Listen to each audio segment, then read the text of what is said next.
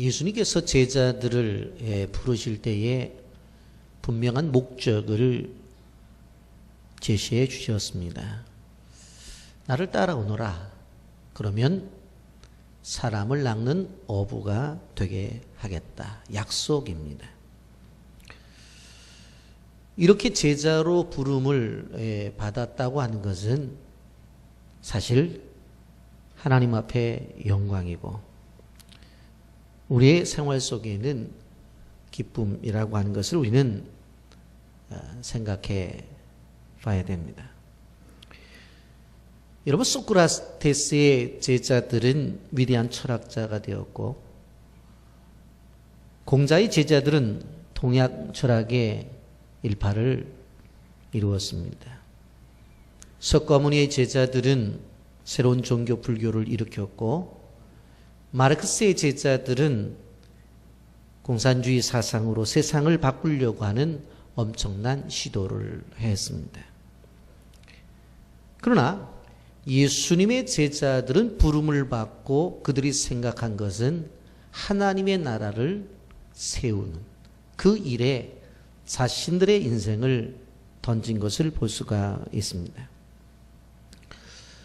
이 제자들을 나중에 사도라고 불렀는데 어떤 사람들은 이 시대에도 사도의 계승이 있다 그렇게 말을 하는 분들이 계십니다마는 그렇지 않습니다. 사도라고 하는 것은 예수님이 살아 계실 때에 부른 그 제자들을 사도라고 그렇게 말을 합니다. 요즘은 이름을 사랑하는 교회라고 이름을 바꿨습니다만은 큰 믿음 교회라는 교회가 있습니다.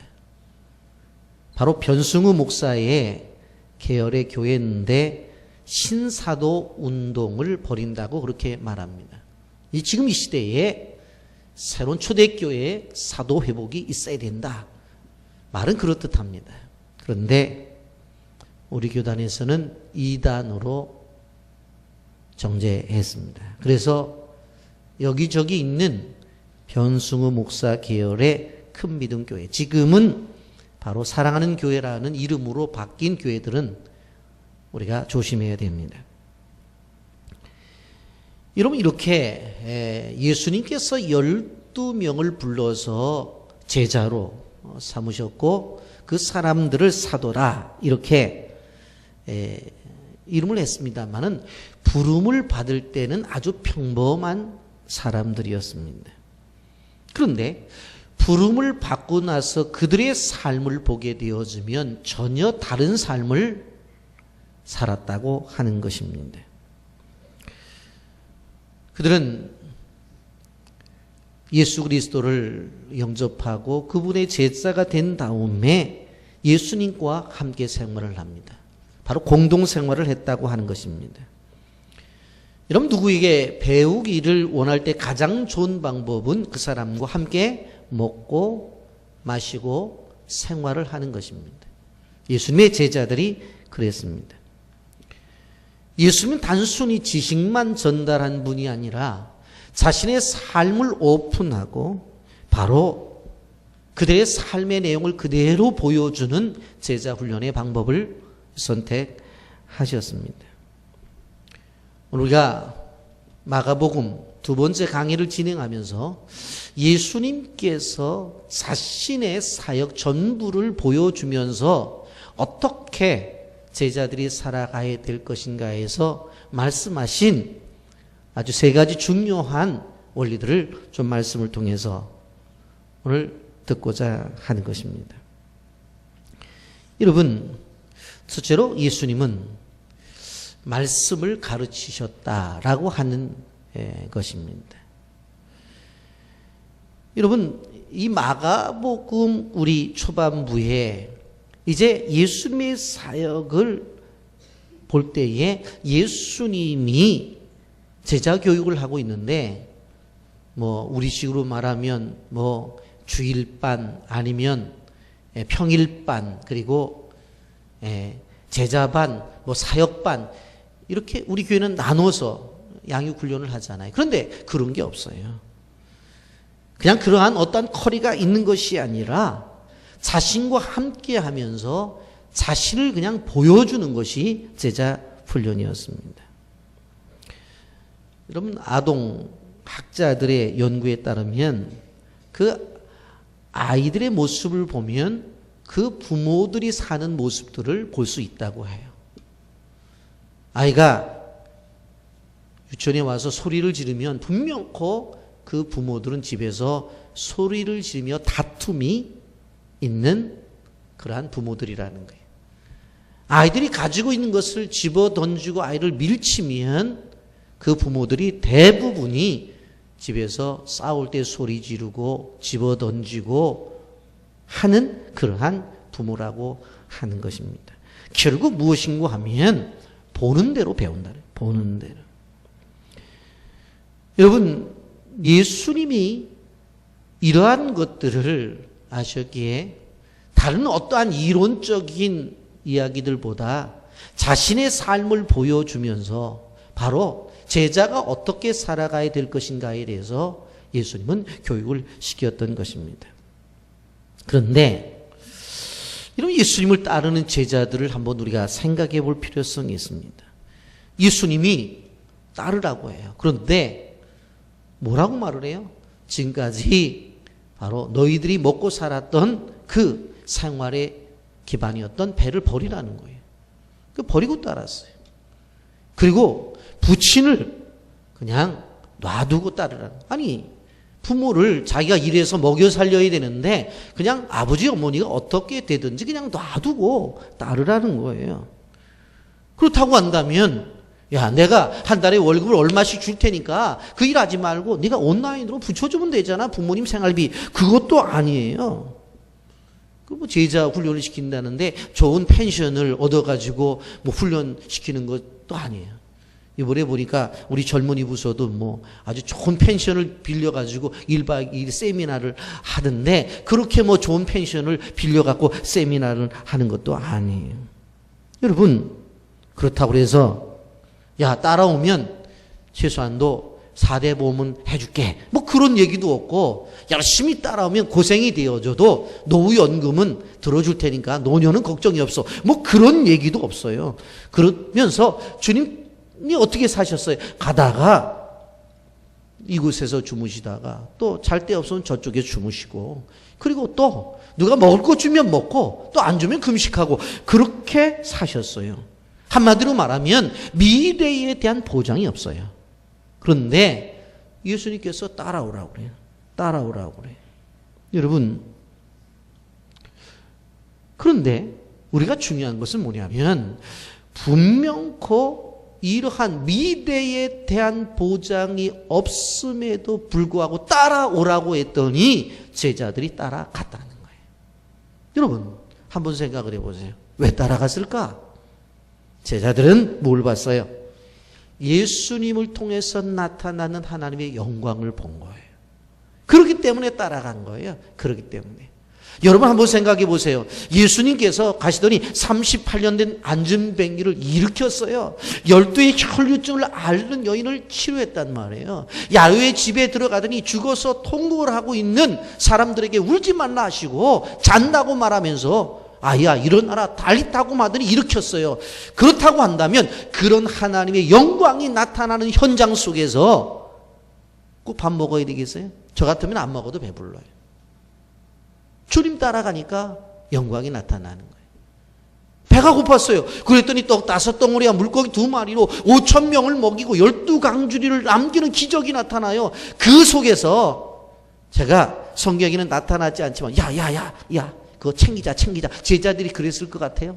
나눠줘도 생기고 나눠줘도 생기는 그 바구니를 보면서 제자들은 먹지 않았어도 어떻게 됐을까요? 뿌듯함과 배부름을 느꼈을 거예요. 왜? 하나님의 영광을 봤으니까. 우리가 생각해 볼 때에 왜 제자들이 이렇게 특별한 직업이에요? 예수님의 제자라는 게 무슨 직업이냐고. 월급을 준다는 보장이 있었어요? 그렇다고 삶의 자리가 안정이 되었냐고. 아까도 말씀을 드렸지만 무슨 보험을 해준대요, 노후연금을 들어준대요, 매달 뭐를 해준다는 이야기가 없다니까. 단순히 따라오라는 얘기예요. 그런데도 제자들이 따라가잖아요. 왜요? 제자들은 예수님을 따라가면서 예수님이 하시는 하나님의 영광을 보는 거예요. 여러분, 오늘날 이 시대의 교회가 어려워요. 왜 그런 줄 아세요? 바로 이 시대의 하나님의 교회, 세상의 어떠한 공동체보다도 교회가 하나님께서 함께하는 공동체잖아요. 그런데 교회에 하나님의 영광이 나타나지도 않아요. 그러니까 문제예요. 이 시대에도 예수님께서 행하셨던 것처럼 그러한 크나큰 영광이 나타난다고 한다면 여러분들이 여러분의 삶 속에서 모든 것을 버리고 주님을 따르겠죠. 왜? 주님이 다 책임져 주시는데. 그런데 그러한 믿음이 없어요. 믿는다고 말하면서 여러분의 삶의 현장과 교회 사역 현장 속에서 하나님의 영광이 나타나질 않아요. 그러니까 어떻게 해요? 말로는 따라간다고 하면서 안 따라가요. 말로는 헌신한다고 하면서 안 해요. 왜? 영광이 안 나타나는데. 여러분, 말씀을 들으면서 여러분이 기억하셔야 될 게 뭐냐면, 이 시대의 빛의 교회 성도로서 여러분이 직분을 받은 자로서 기억해야 될 것은 초대교회에 나타난 하나님의 영광, 예수님이 제자들과 함께 이루었던 영광이 나타나야 된다는 거예요. 그럴 때에 여러분들도 정말 헌신할 수 있는 사람이 되고 하나님 앞에 여러분의 인생을 내던질 수 있는 사람이 되는 거예요. 그러한 축복을 받기를 예수님의 이름으로 축복합니다. 더 크게 아멘. 더 크게 아멘. 아멘. 그렇게만 되면 걱정할 필요 없어요. 교회 부흥 가만히 있어도 돼요. 왜? 하나님의 영광이 나타나. 하나님의 영광이 임하는데. 여러분, 이러한 영광스러운 삶을 바라보면서 그들이 제자로 부름을 받고 살아갈 때 물론 시행착오도 있었습니다.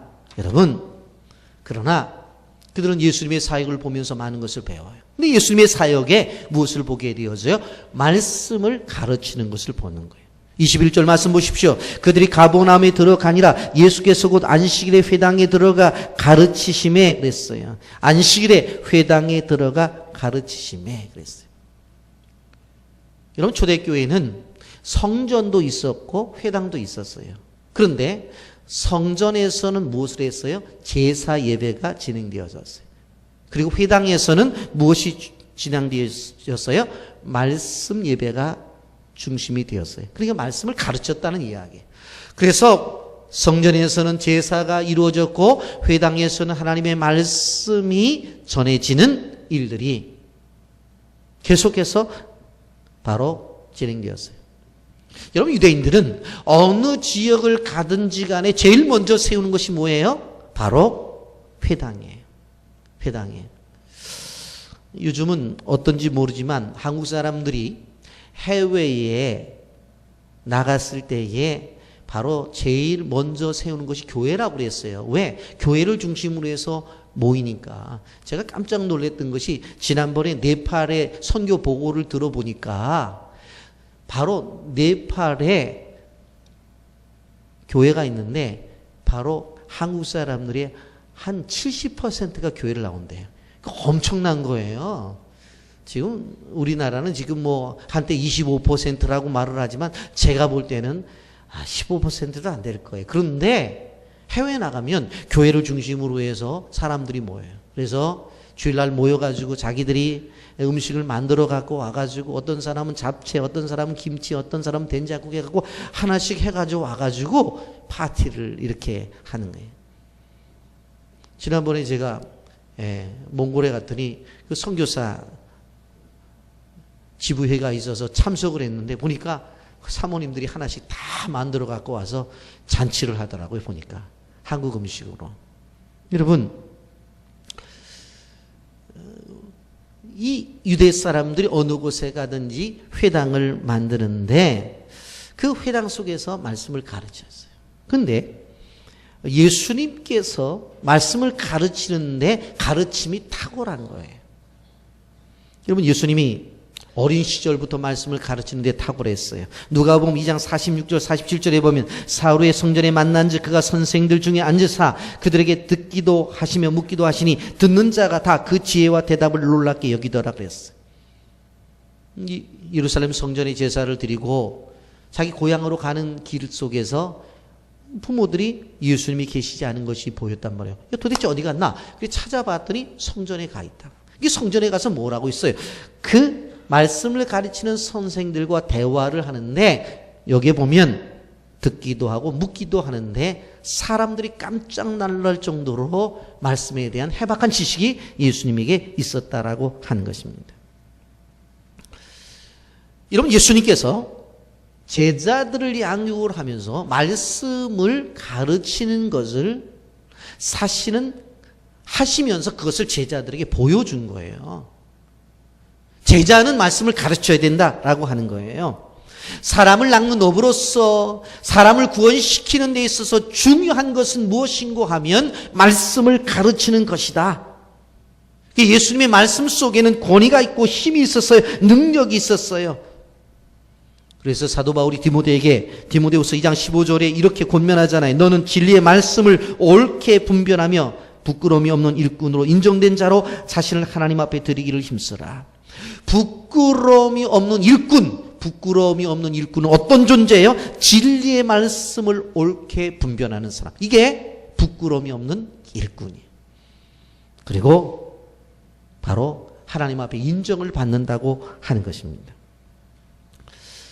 구약시대에 보게 되어지면은 하나님의 말씀을 하나님께 선지자를 통해서 말씀을 주셔서 가르치는 일들이 여러 번 나옵니다만 특별히 우리는 사무엘의 경우를 좀 주의 깊게 볼 필요성이 있어요. 여러분 아시다시피 사무엘이 어떻게 태어나요? 한나가 기도해서 태어나잖아요. 그런데 젖을 떼자마자 어이다가 데려다 주죠. 제사장 엘리가 있는 성전에다 데려주면서 아유 요즘 말로 말하면 우리의 목사님 알아서 키우십시오 하고 주고 가요. 그래서 이 성전 안에서 자라나기 시작했어요.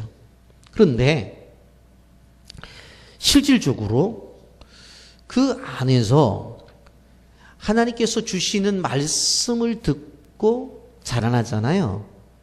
그런데 그 훈련 속에서 어떠한 말씀이 나오냐면 사무엘상 3장 19절의 말씀이에요. 아주 중요한 말씀이기 때문에 다 같이 한번 읽습니다. 시작.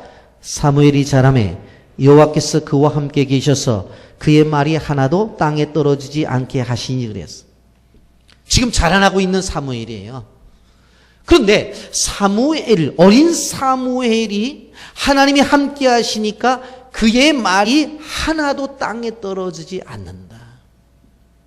하나도 땅에 떨어지지 않아요. 사무엘이 말이 진리예요. 사무엘의 말이 떨어지자마자 그 말이 하나님의 축복 속에 이루어지는 거예요. 요즘 말로 말하자면 사무엘이 기도하면 다 병난 사람도 다 낫는 거예요. 사무엘이 기도하니까 사업도 잘 되는 거예요. 사무엘이 기도하니까 안 되는 일이 되는 거예요. 말씀의 강력한 역사가 나타나는 거예요. 그랬더니 어떤 결과가 나타나요? 사무엘상 3장 20절 보십시오. 다 같이 읽습니다. 시작. 단에서부터 부엘세바까지 온 이스라엘 사무엘은 여호와의 선지자로 세우심을 입은 줄을 알았더라. 단에서 부엘세바까지 저 북쪽에서 남쪽까지 사람들이 어떤 생각을 해요? 사무엘은 하나님이 세운 선지자구나 알 수 있었다는 거예요. 어떤 때? 하나님의 말씀을 전하게 될 때 그 말씀대로 이루어지는 현장을 수많은 사람들이 보았기 때문에 여러분 우리가 예수님의 제자라고 한다면은 예수님이 원하시는 삶의 포인트를 놓쳐서 하는데 그게 뭔 줄 아세요? 바로 하나님의 말씀을 가르치는 일이에요. 그래서 예수님께서 제자의 삶이라고 하는 것은 말씀을 가르치는 것이다 라고 하는 것이에요. 여러분 우리가 은혜의 생활을 하게 되어지면 하나님의 말씀을 듣는 것 그것만 은혜의 생활이 생각해. 나 오늘 은혜 받았어. 왜? 말씀을 통해서. 그런데 성경은 뭐라고 말해요? 진정한 하나님의 은혜는 받는 것도 있지만 그것을 전하는 데 있다라고 하는 것을 성경이 말하는 거예요. 제가 평일날도 그렇고 주일날 사무실에 있으면서 식사하러 왔다 갔다 하기도 하고 화장실도 왔다 갔다 하면서 집사님들이 모여서 얘기하는 것들을 듣잖아요. 들으면 제가 가슴이 아픈 게 뭐냐면 얘기하는 남자 집사님들 모여서 얘기하는 걸 들어보면 자동차가 어떻고 뭐 부동액이 얼었고 뭐 계속 그런 얘기만 해요.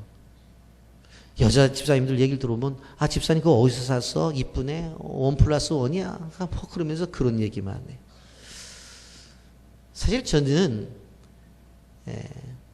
우리나라의 대표적인 교회라고 할 수 있는 모 교회, 그 집사님들 보게 되면 둘이 앉아가지고 서로 얘기를 해요. 큐티 교재를 놓고 대화를 하면서 집사님 힘들었지? 이 말씀 봐봐. 지난주에 어떤 말씀 은혜를 주어서 이 말씀이야.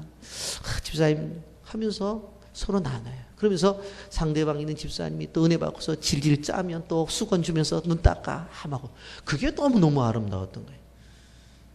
우리 교회 개척한 지 27년 됐는데 저는 제가 서울에 있으면서 저런 모습이 보여야 되겠다.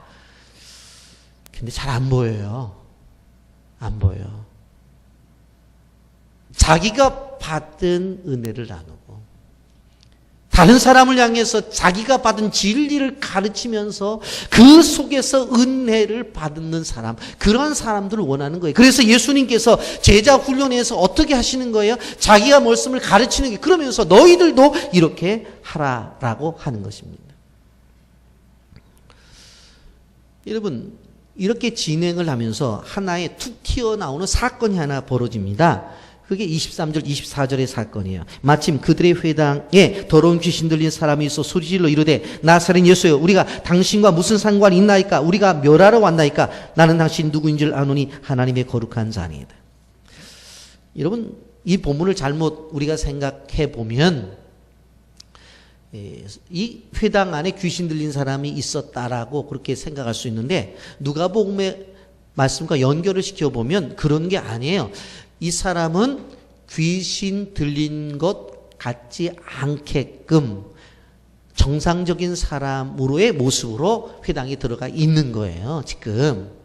여러분, 회당이 어떤 장소에 랍비가 있고 경건한 사람들이 모이는 장소인데 거기 귀신 들린 사람을 그 안에다가 앉아서 예배 드리라고 했을 것 같아요? 절대로 그러지 않아요. 이 사람은 겉으로 보기엔 아니었어. 들어갔는데 하나님의 말씀이 임해서 예수님이 말씀하니까 그 속에 있는 어떤 거예요? 바로 악한 세력들이 드러나는 거예요.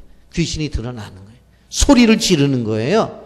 여러분, 오늘 말씀이 그거예요. 그래서 25절에 예수께서 꾸짖어 이르시되 잠잠하고 그 사람에게 나오라 하시니 그랬어요. 말씀이에요. 바로 소리를 지르면서 자신의 정체를 드러나는 악한 귀신 들린 자를 향해 말씀하시잖아요. 나오라, 나오라. 잠잠하고 나오라. 말씀의 권위가 명령으로 나타나니까 어떻게 해요? 바로 귀신이 떠나가는 역사가 나타나는 거예요. 그것도 예수님이 보여주는 거예요. 여러분, 이러한 어떠한 귀신을 쫓는 역사를 보통 축사사역이라고 그렇게 말을 하는데, 그 축사사역자들이 임상적으로 이야기하는 것을 보면 귀신 들린 사람들이 대부분이 어떤 사람이냐면, 첫째로는 바로 마음에 깊은 상처가 있는 사람들이 귀신이 들릴 경우가 많대요. 그래서 내적 치유가 필요한 거예요. 두 번째, 깊은 죄, 누구한테도 고백하지 못하고 말 못하는 죄를 지었을 때에 그것을 끙끙끙끙 알 때 그 틈을 타고 귀신들이 들어간다고 하는 거예요. 여러분, 우리는 하나님의 말씀으로 귀신을 내어 쫓았다고 한다면 귀신이 들지 않기 위해서, 악한 세력이 들지 않기 위해서는 무엇으로 무장을 하면 돼요? 바로 말씀으로 무장을 하면 되는 거예요. 들어온 다음에 내쫓는 것보다도 말씀으로 무장하면 악한 세력들이 못 들어오는 거죠. 그렇잖아요. 그런데 우리가 기억해야 되는 부분이 뭐냐면, 마태복음 12장 28절에 보게 되어지면 이런 말씀이 있어요. 예수님이 귀신 들려 눈물고 말 못하는 사람을 고쳐주면서 이렇게 말씀했어요. 그러나 내가 하나님의 성령을 힘입어 귀신을 쫓아내는 것이면 하나님의 나라가 이미 너에게 임하였느니라, 그렇게 말씀하고 있습니다. 여러분, 하나님의 나라라고 하는 것을 생각할 때에 우리는 하나님의 나라, 그러면 가는 나라, 장례할 때 하나님의 나라 같다고 그렇게 생각하잖아요. 근데 성경을 보면 하나님의 나라가 임한다, 그런 표현을 써요. 그리고 지난주에도 말씀을 드렸지만 이미 왔다라고 그렇게 성경이 말씀하고 있는 것을 보게 되었습니다. 도대체 그러면 왔다고 하는 표현, 그리고 그 나라에 가야지만 하나님의 나라를 우리가 간다고 하는 이것은 어떻게 우리가 이해되어져야 될까? 두 가지를 다 우리는 이해를 해야 되는 것입니다. 사실 완벽한 하나님의 나라는 예수님께서 재림 나팔 소리와 함께 이 땅에 오실 때 완벽한 하나님의 나라가 이루어져요. 그때까지는 이 세상은 여전히 죄가 많고 어둠이 많은 시기를 통과해야 돼요. 그런데 그럼에도 불구하고 하나님의 나라는 이 땅 위에 임해 있어요. 그래서 우리는 이미와 아직 사이에 나타난 하나님의 나라를 충분히 이해하지 못하면 하나님의 나라에 대한 이해를 잘 못해요. 여러분, 로마서 14장 17절에 사도 바울이 이렇게 얘기했어요. 하나님의 나라는 먹는 것과 마시는 것이 아니요 오직 성령 안에 있는 의와 평강과 희락이라. 무슨 이야기입니까? 우리가 하나님의 나라를 정말 우리 마음속에 가지고 있는 사람이라고 한다면 의로움과 그리고 그 속에서 평안한 마음과 기쁨이 있으면 이미 너희 마음속에 하나님의 나라가 임했다라고 하는 것입니다. 여러분, 하나님의 자녀들, 그 사람들에게는 하나님의 나라가 임하는 거예요. 그런데 이것을 요한복음 3장 3절에는 거듭났다는 표현을 써요. 예수께서 대답하여 이르시되 진실로 진실로 너희에게 이르노니 사람이 거듭나지 아니하면 하나님의 나라를 볼 수 없느니라. 거듭나야 하나님의 나라를 본다고 했는데 그럼 거듭남이 도대체 뭐냐? 요한복음 1장 12절 영접하는 자 곧 그 이름을 믿는 자들에게는 하나님의 자녀가 되는 권세를 주셨으니 그렇게 말해요. 영접하는 거예요. 영접 무엇입니까? 손님이 오면 문 열고 오십시오 하고 방에 들이는 거잖아요. 그게 영접이에요. 예수님이 오셨어요, 우리에게. 우리가 마음 문 열고 오십시오 하고 영접하면 되는. 그러면 이것이 하나님의 자녀가 되는 것인데 이것이 바로 거듭남이에요. 그러면 하나님의 나라를 볼 수 있다고 하는 거예요. 여러분, 주기도문 늘 암송합니다마는 마태복음 6장 10절에 보면 나라가 임하시오며 뜻이 하늘에서 이루어진 것 같이 땅에서도 이루어지이다. 하나님의 나라는 예수님의 재림을 통해서 완전하게 이루어지지만 동시에 우리의 마음속에 현재적으로 와야 되는 나라라고 하는 겁니다. 그러니까 늘 우리가 그렇게 기도해도 돼요. 하나님, 내 마음속에 하나님의 나라 소망합니다. 하나님께서 임재하셔서 내 마음이 바로 평강과 기쁨으로 충만케 주옵소서. 그리고 그렇게 살다가 예수님께서 다시 오실 때에 완벽한 완전한 하나님의 나라를 세웠을 때 우리는 그 나라에 들어가면 되는 거예요. 자, 이렇게 말씀이 증거되어질 때에 더러운 귀신이 그 사람에게 격려를 일으키고 큰 소리를 지르며 나왔다고 그랬어요. 그런데 32절부터 34절에 보면 또 하나의 예를 우리가 생각해 볼 수 있는데 저물어 해질 때에 모든 병자와 귀신 들린 자를 예수께 데려오니 온 동네가 그만 앞에 모였더라. 예수께서 각종 병이든 많은 사람을 고치시며 많은 귀신을 내어 쫓으시되 귀신이 자기를 알므로 그 말하는 것을 허락지 아니하시니라 그랬어요.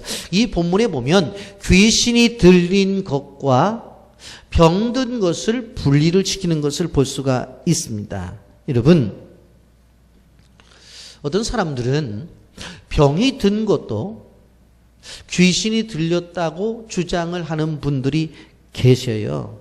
여러분, 지금 요새 문제가 많이 나타나고 있는 성락교회라고 하는 이 베레아라고 하는 김기동 목사 계열의 바로 귀신론입니다. 감기 들면 감기 귀신 들렸다고 말을 하고, 배 아프면 배 아픈 귀신 들렸다고 그러고, 그리고 머리 아프다 그러면 두통 귀신 들렸다고 그러고, 다 귀신으로 연결시켜요. 우리 주변에는 이 창대 시장 앞에 보면은 아파트 입구에 2층에 있잖아요. 그 베레아. 거기 성락교회라고 있어요. 잘못된 거예요. 모든 것이 귀신 들렸다고 하는 것. 그런데 예수님이 뭐라고 말씀하세요? 귀신 들린 것도 있어요. 그러나 실질적으로 병이 난 게 있다니까. 여러분, 그런데도 불구하고 그것을 다 귀신 들렸다고 하면 안 된다는 거예요. 여러분, 현대인들이 우울증도 걸리고 조울증도 걸리고, 예? 밤에 잠을 못 자가지고 불면증도 걸리고, 화가 나니까 우라병도 걸리는데 뭐 그게 다 귀신들인 거예요? 그게 아니에요. 그거는 인간이 살아가면서 스트레스로 오는 병이란 말이에요. 여러분. 근데 육신에 병든 사람 데려다 놓고, 예? 사탄 물리친다고 그러면 그건 잘못된 거예요. 그거는. 여러분 여기에 41절에도 보면 나타나잖아요.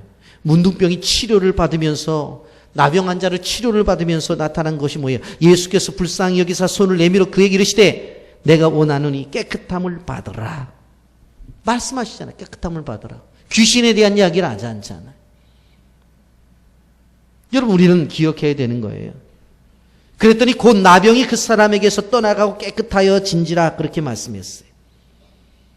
병이 들었다고 해서 다 귀신과 연결된 건 아니에요. 근데 여기서 한 가지 우리가 꼭 기억하고 넘어가야 될 건 뭐냐면, 치료도 중요하지만 치유도 중요하다는 것을 아셔야 돼요. 토니 캠플러라고 하는 목사님이 오레곤에서 목회를 하실 때에 어떤 집에서 신방 요청이 왔어요. 그래서 그곳에 가서 신방을 했어요. 가봤더니 그 집에 가장인 남자가 암이 걸린 거예요. 그래서 치료를 위해서 간절히 예배를 드리고 기도를 드렸어요. 근데 며칠 지난 다음에 그 집에 여자분한테 전화가 온 거예요. 그래서 이 캠폴로 목사님은, 야, 이거 치료가 됐나 보구나. 왜? 전화하는 목소리가 밝았기 때문에. 그래가지고, 아유, 치료가 됐습니까? 그랬더니 여인이 웃으면서, 목사님 언짢게 생각하지 마세요. 돌아가셨습니다. 왜 돌아가셨는데 목소리가 밝아? 그러면서 연이어서 그렇게 말하는 거예요. 사실 목사님이 우리 집에 와서 예배를 드리기 전까지는 우리 남편이 분노에 가득 차 있었습니다. 내가 젊은 나이인데 왜 죽어야 돼? 다른 사람은 건강하게 사는데 내가 왜 이렇게 아파야 돼? 그리고 아이들이 커서 결혼하는 것도 보고 싶은데 내 인생은 왜 이래야 돼? 나는 그것도 못 보잖아. 나는 정말로 우리 아이들이 결혼해서 손주를 낳았을 때 그 아이들까지 보고 싶었는데 나는 왜 병이 걸려야 돼? 하면서 인생을 저주했다는 거예요. 그런데 목사님이 와서 예배를 드리고 간 다음부터 바로 하나님께서 그 환자의 마음을 어루만지신 거예요. 그 다음부터는 예배를 드립시다 하더니 찬송을 부르고 기도를 하고 성경을 읽고 어린아이들과 웃음이 있고 그렇게 즐겁게 지나다가 하나님 나라에 간 거예요. 그러면서 이 여자분이 목사님에게 중요한 한마디를 던져요. 목사님, 우리 남편은 치료되지는 않았지만은 치유는 되었어요. 치료되지는 않았지만 치유는 되었어요. 여러분, 우리가 한번 생각해 볼 말이에요. 자, 그러면 예수님께서 하신 이러한 우선순위 속에서 첫째는 뭐라고 그랬어요? 말씀을 가르치는 것. 두 번째로는 기도예요. 기도. 예수님께서 온갖 병자들을 다 고치셨어요. 그런데 새벽이 밝기도 전에 일어나셔서 가서 무엇 하셔요? 기도하세요. 35절 보십시오. 다 같이 읽어봅니다. 시작. 새벽 아직도 밝기 전에 예수께서 일어나 나가 한적한 곳으로 가사 거기서 기도하시더니. 여러분, 지난 밤 늦게까지 환자들이 찾아와서 그 병 고쳐주느라고 얼마나 피곤했는지는 몰라요.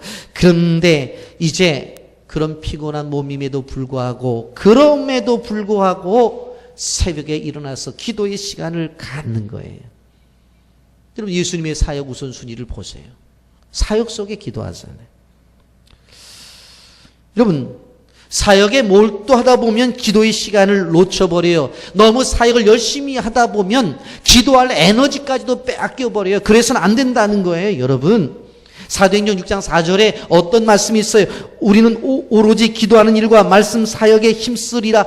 그런 말씀이 있잖아요. 사도들이 헬라파 과부들과 히브리파 과부들 그냥 구제를 하다가 보니까 뭐 쌀을 왜 우리는 더 주고 저쪽은 덜 주고 또 저쪽은 왜 더 주고 우리는 덜 주고 막 이러면서 왜 우리는 또 대박이 장이 크기 그러면서 막 그게 얼마나 힘이 들었겠어요. 가만히 사도들이 생각해 보니까 이건 아니다. 우리가 해야 되는 일은 말씀을 전하는 것과 기도하는 일이다. 그리고 그런 것들을 다 평신도에게 맡겼다는 말씀이 사도행전의 말씀이잖아요.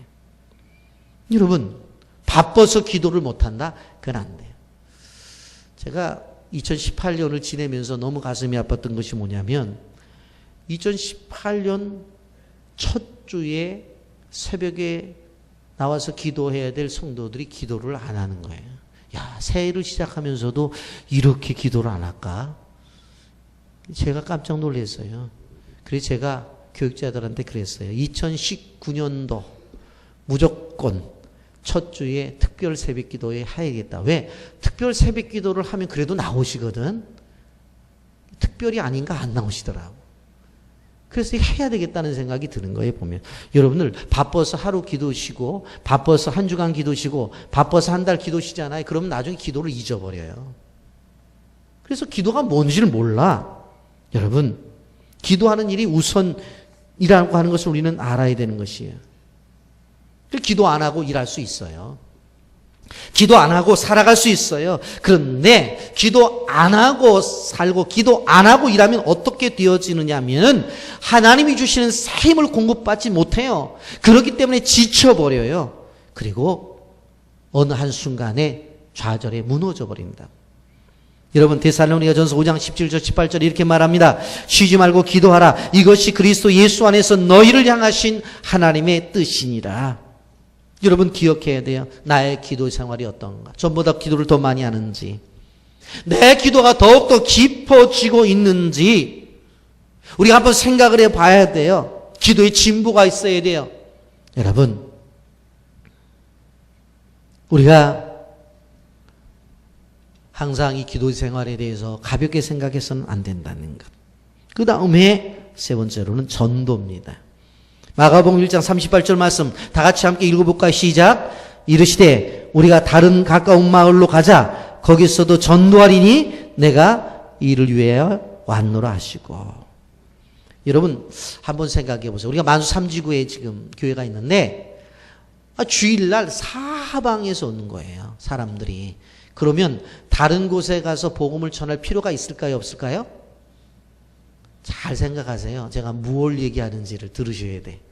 우리가 여기서 예배를 드리는데 어디서 왔어요? 연수동에서 왔대. 어디서 왔어요? 성도에서 왔대. 어디서 왔어요? 신천리에서 왔대. 어디서 왔어요? 저 너머 부천에서 왔대. 꽉 찼어. 다른 데 가서 복음 전할 필요가 있을까요, 없을까요? 대답 안 하시네. 우리가 생각할 때는 없을 것 같아요. 근데 성경은 다른 곳으로 가라는 거예요. 예수님이 계신 곳에 수많은 환자들이 왔고 수많은 말씀을 들으러 사람들이 왔어요. 꽉 찼다고. 그런데도 예수님은 다른 가까운 마을로 가자. 그리고 일어나서 가시는 거예요. 이게 예수님의 방법이에요.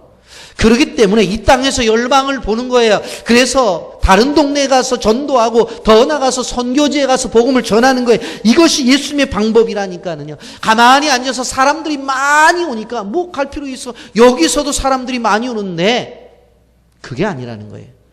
우리의 눈을 들어서 다른 마을을 보고 다른 지역을 봐야 된다라고 하는 것입니다.